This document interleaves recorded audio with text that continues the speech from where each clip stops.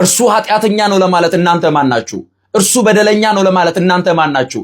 እርሷ ዘማዊት ናት ለማለት እናንተ ማናችሁ? እርሷ ኃጢአተኛ ናት ለማለት እናንተ ማናችሁ?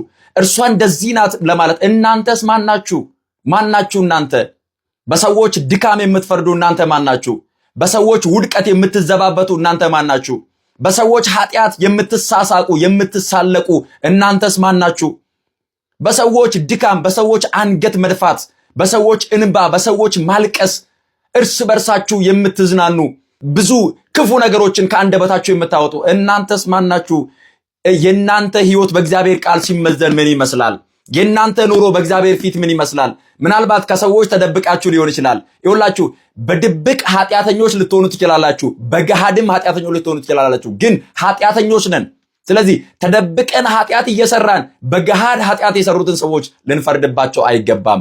ማንን? እኛ ራሳችንን መመልከት አለብን። እናንተ ማናችሁ?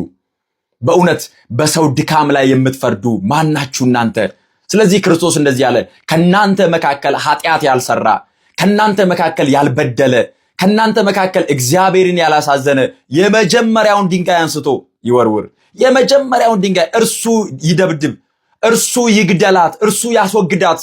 ምክንያቱም ከናንተ መካከል ያልበደለ ካለ፣ በጽድቅ ያለ ካለ፣ አያችሁ ያልሳተ ካለ፣ በአንደበቱ ሐሰት የሌለበት፣ በአይምሮው ክፉ ሐሳብ የሌለበት፣ በልቡ እግዚአብሔርን ያላሳዘነ፣ በተግባርም ደግሞ ያልበደለ እርሱ የመጀመሪያውን ድንጋይ አንሳ።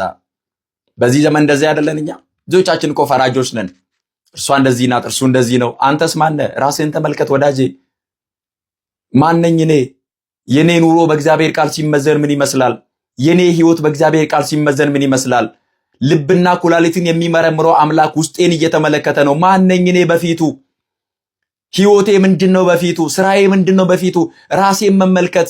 እንኳን ስለ ሰዎች ኃጢአት ለማውራት፣ እንኳን ስለ ሰዎች ድካም ለማውራት፣ እንኳን በሰው ኃጢአትና በደል ላይ ጣት በመቀሰር አንተ እንደዚህ ነህ እርሷ እንደዚህ ናት ብዬ ለመናገር ይቅርና እኔ የራሴን ኃጢአት እንኳን አልጨረስኩም። ስለዚህ ራሳችንን እንመልከት። ከናንተ ኃጢአት የሌለበት በድንጋይ ያስወግድ፣ በድንጋይ ይግደላት አለ።